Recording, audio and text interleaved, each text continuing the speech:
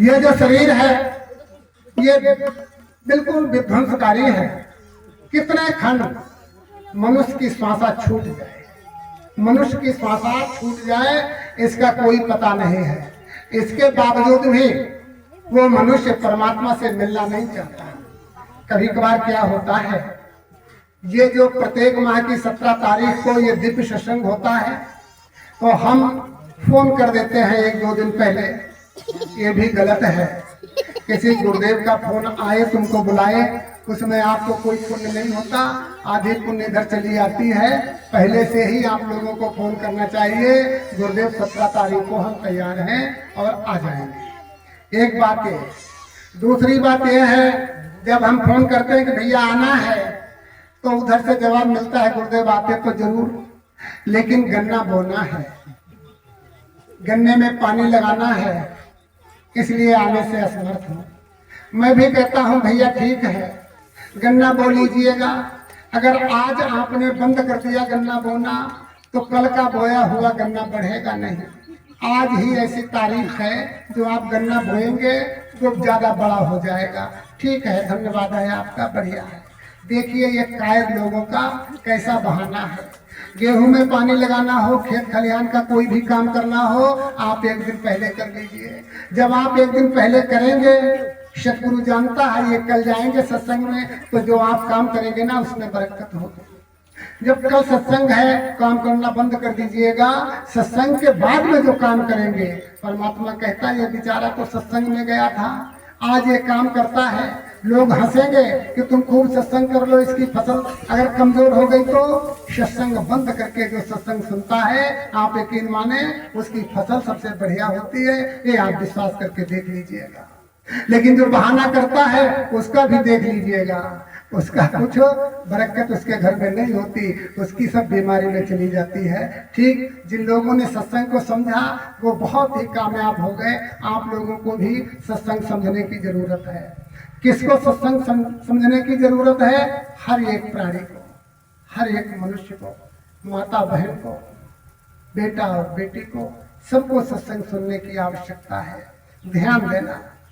जब देखिए विचार करिए आखिर हम कहाँ पर हैं। कभी विचार किया? नहीं किया आप लोगों ने विचार करना चाहिए। आज जाएं, अगर आप जाएं यहाँ से घर में तो एक विचार कर लेना। क्या विचार करना है? देखिए आज का माहौल है कहाँ। मैंने पीछे सत्संग में बताया था, परमात्मा के बनाए हुए रिश्ते को हम नजरअंदाज कर रहे हैं। परमात्मा के बनाए हुए रिश्ते को हम नजरअंदाज कर रहे हैं और जो हमने रिश्ता बनाया उसको हम आंखों के सामने कर रहे हैं।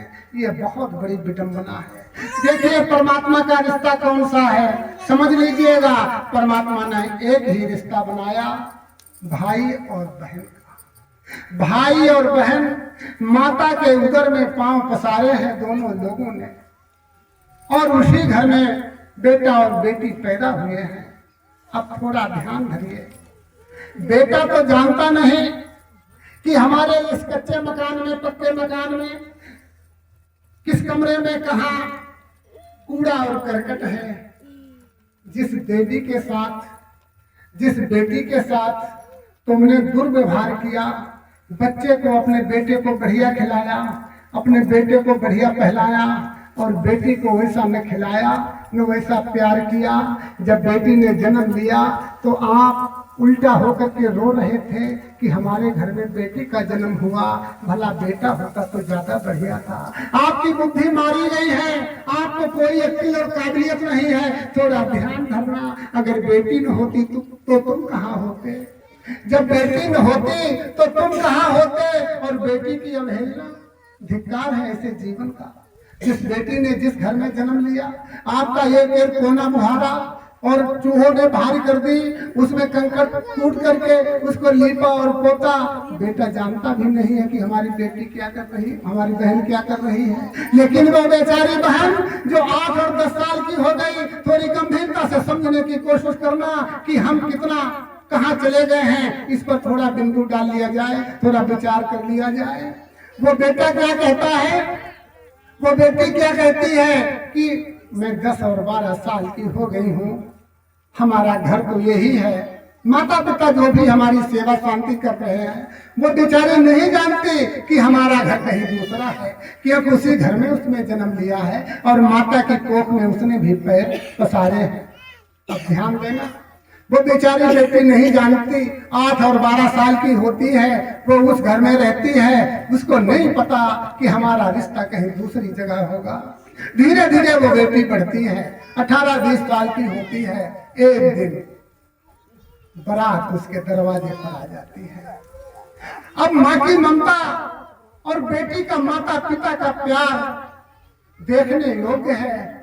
अब क्या है, वो बेटी जब तक कुंवारी रही, पैरों में बिछिया नहीं थे, शादी होने के बाद ये 3 चीजें उस बेटी को मिलती हैं। नंबर 1 बिछिया, नंबर 2 माथे की बिंदी और नंबर 3 मांग, जिसको सिंदूर कहते हैं।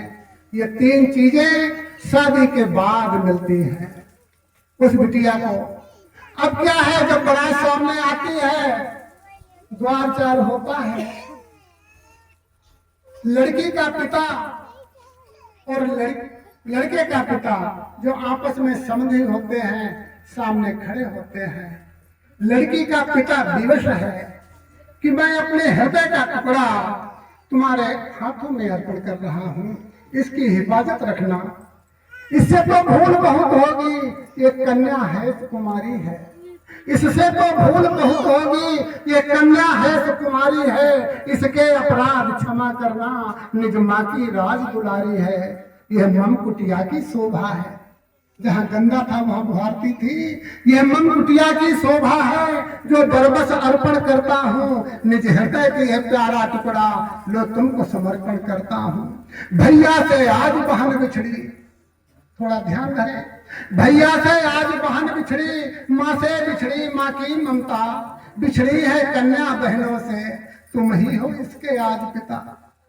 तुम ही हो इसके आज पिता, लो आज पिता कहलाने का अधिकार समर्पण करता हूँ। निज हृदय की ये प्यारा टुकड़ा, लो तुमको अर्पण करता हूँ। मेरे जीवन के नील गगन का ये चंदासा तारा है। मेरे जीवन के नील गगन का ये चंदासा तारा है। मैं अब तक जान न पाया था, इस पर अधिकार तुम्हारा है। लो आज अमानत को अपनी करबद्ध निवेदन करता हूँ। निज हृदय की है प्यारा टुकड़ा, लो तुमको अर्पण करता हूँ। था जिस दिन इसका जन्म हुआ, नहीं बजी थी उस दिन ढोल। उस दिन तो सभी लोग रो रहे थे कि बिटिया का जन्म हुआ है। था जिस दिन इसका जन्म हुआ, नहीं बजी थी उस दिन ढोल। पर आज विदा के अवसर पर मेरे घर बजती मित्रों ढोल। यह बात सोचकर शर्मा अपने मन ही मन रोया करता है। निज हृदय के यह प्यारा टुकड़ा, लो तुमको अर्पण करता है, लो तुमको अर्पण करता है। इस विदाई गीत के साथ में हम नंदनी से निवेदन करेंगे कि बेटी पर कोई गीत जो खुद उस नंदनी छोटी सी बिटिया है उसने तैयार किया है, वो आप लोगों के समझ बताएगी। मैं